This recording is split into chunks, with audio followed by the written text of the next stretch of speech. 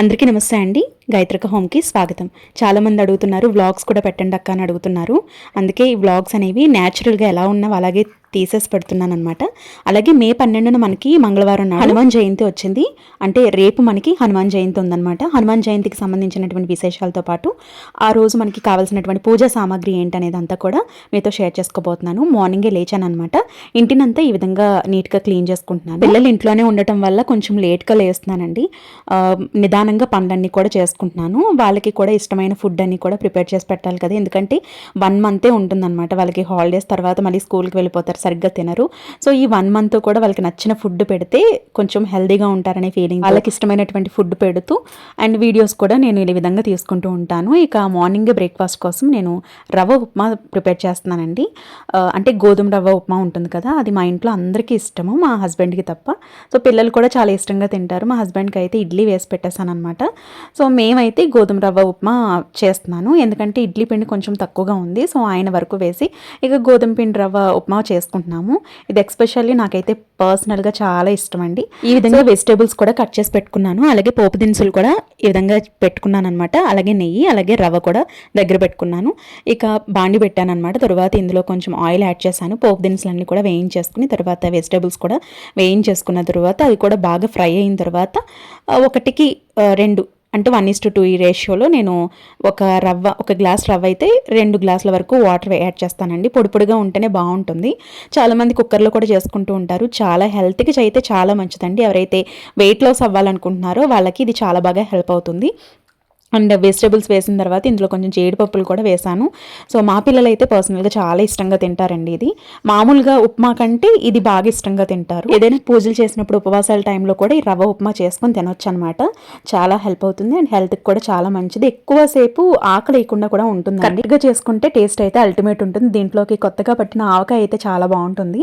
అంటే ఇప్పుడు ఆవకాయ సీజన్ కాబట్టి ఆవకాయ వేసుకొని తినొచ్చు. అండ్ అలాగే వెజిటబుల్ కర్రీస్ కానీ లేదంటే పెరుగుతో కూడా చాలా టేస్ట్గా ఉంటుంది. నాకైతే ఆవకాయతో చాలా నచ్చుతుంది.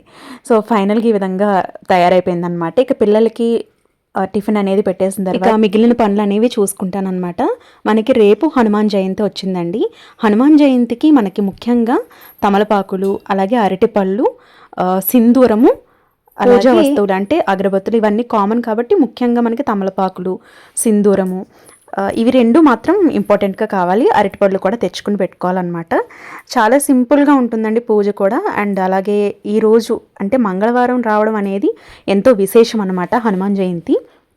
కాబట్టి ప్రతి ఒక్కరూ ఈరోజు పూజ చేసుకోవటానికి ప్రయత్నించండి.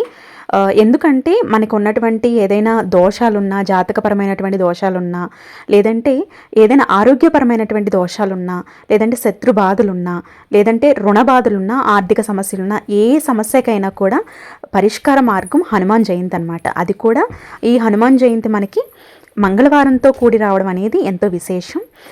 ఈ విధంగా హనుమాన్ జయంతి ఎలా చేసుకోవాలి అనేది ఈరోజు వ్లాగ్లో మీతో షేర్ చేసుకుంటున్నాను. సో స్వామివారికి పంచముఖ హనుమంతుని పటం ఉంటే మంచిదండి. లేదంటే ఏ హనుమాన్ పటం ఉన్న చిత్రపటం ఉన్నా మంచిదే. అయితే మీరు విగ్రహం పెట్టుకుని పూజ చేయాలి అంటే కనుక విగ్రహానికి అభిషేకం కూడా చేసుకోవచ్చు. ఇది పలానా వాళ్ళే చేయాలని రూల్ ఏమీ లేదండి. ఆడవాళ్ళు, మగవాళ్ళు ఎవరైనా కూడా చేసుకోవచ్చు. ముఖ్యంగా ఇంటి యజమాని చేస్తే చాలా మంచిదనమాట. ఇక్కడైతే కొన్ని పరిహారాలు అనేవి మీతో షేర్ చేస్తానండి.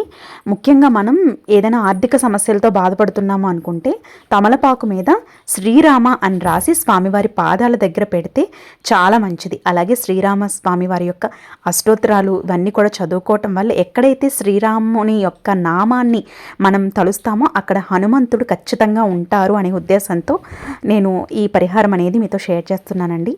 అంతేకాకుండా శ్రీరామ అనే నామాన్ని తమలపాకు మీద రాసి అంటే సింధూరంతో రాసి చక్కగా స్వామివారి పాదాల దగ్గర పెట్టినట్లయితే మనకున్నటువంటి ఆర్థిక సమస్యలన్నీ కూడా తొలగుతాయి. ఈరోజు ముఖ్యంగా 5 ఒత్తులతో దీపారాధన, ఎరుపు రంగు ఒత్తులతో దీపారాధన చేసుకోవటం వల్ల చాలా మంచిది. అలాగే అరటిపళ్ళు కూడా 5 అరటిపళ్ళని నివేదిస్తే కూడా చాలా మంచిదండి.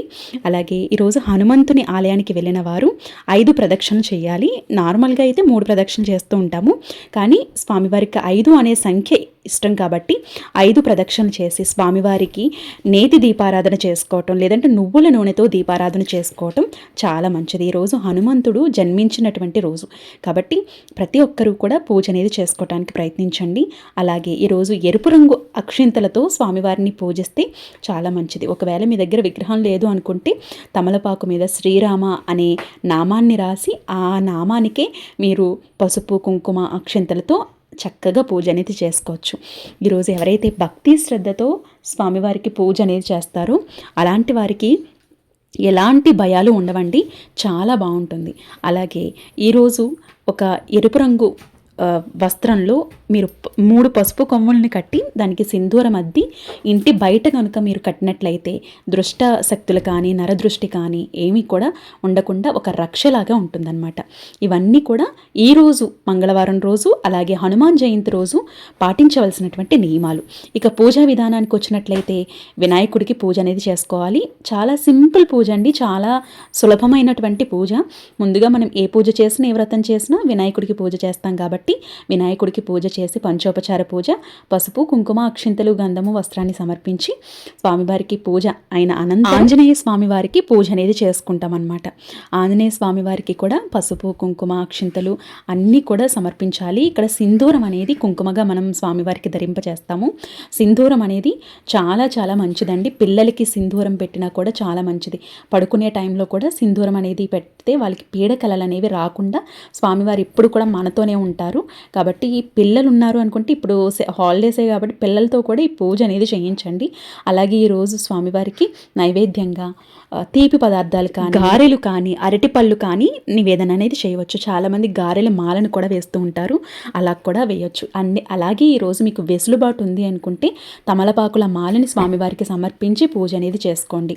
ఒకవేళ మీకు ఇంట్లో పూజ చేయడం కుదరలేదు, తమలపాకుల మాలని వేయటం కుదరలేదు అనుకుంటే ఆలయానికి వెళ్ళి స్వామివారికి తమలపాకుల మాల వేసి స్వామివారి అంటే అక్కడ ఉన్నటువంటి పంతులు గారితో అర్చన అనేది చేయించుకోండి.